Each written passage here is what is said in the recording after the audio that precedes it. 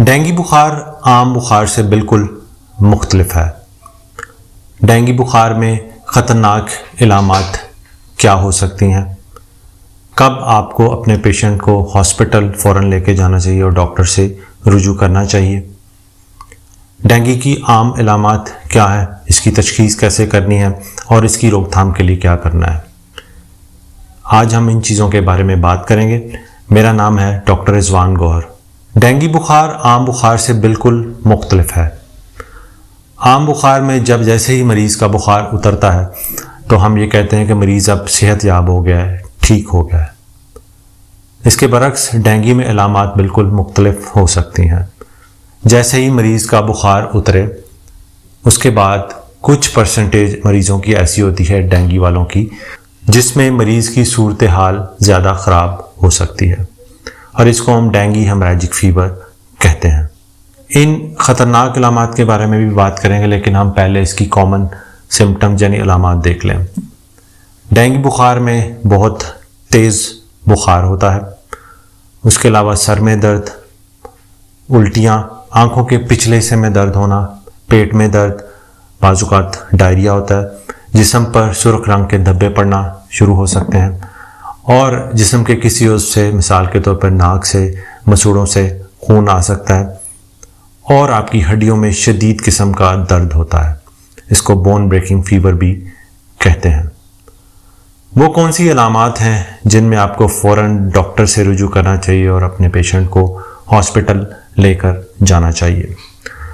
Dengue की इन तमाम अलामात के साथ अगर देखें कि मरीज़ का बुखार उतर गया है और उतरने के बाद मरीज़ की सूरत हाल में ज़्यादा तब्दीली आ रही है और तब्दीली इस तरह के अगर उसको गुनूदगी हो रही है, उसको बेहोशी वाली कैफियत हो रही है, उसको ठंडे पसीने आ रहे हैं, उसके हाथ पाँव ठंडे हो रहे हैं या उसका पेशाब की क्वांटिटी बहुत कम हो गई है या वो रेस्टलेस है और अपने आप को ठीक महसूस नहीं कर रहा और उसकी एनर्जी लेवल बहुत लो है या बहुत शदीद किस्म की वॉमिटिंग है कि उसका खाना पीना बिल्कुल कम हो गया, तो ये तमाम इलामात हैं जिसमें आपको अपने पेशेंट को फ़ौरन डॉक्टर के पास और हॉस्पिटल में चेक करवाना चाहिए, क्योंकि ये तमाम इलामात डेंगू हेमरेजिक फ़ीवर या डेंगू शॉक सिंड्रोम की भी हो सकती हैं।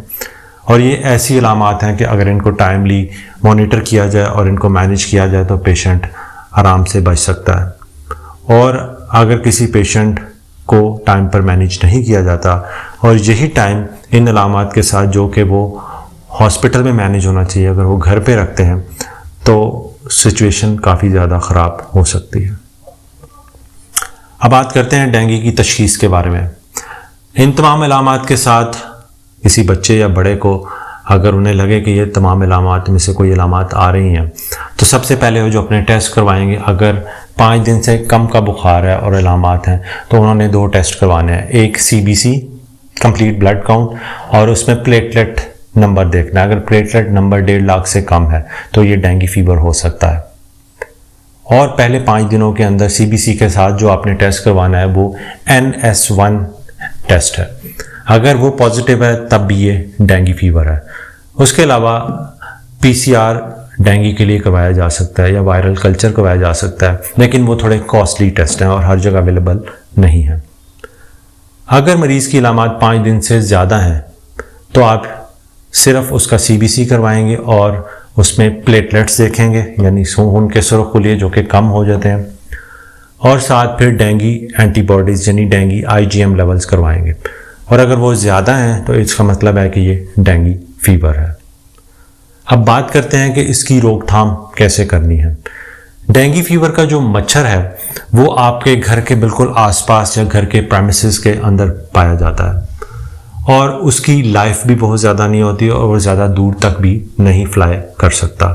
सो जो भी रेजरवायर है, जो भी सोर्स है वो आपके घर के आसपास है, तो अपने घर के अंदर पानी कहीं पर इकट्ठा होने मत दीजिए।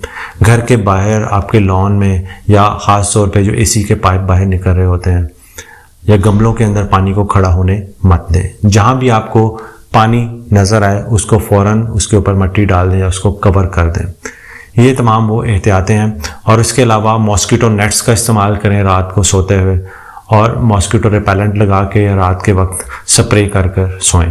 ये तमाम वो हिफाजती इक़दामात हैं जिनको अपना कर आप डेंगू बुखार से बच सकते हैं।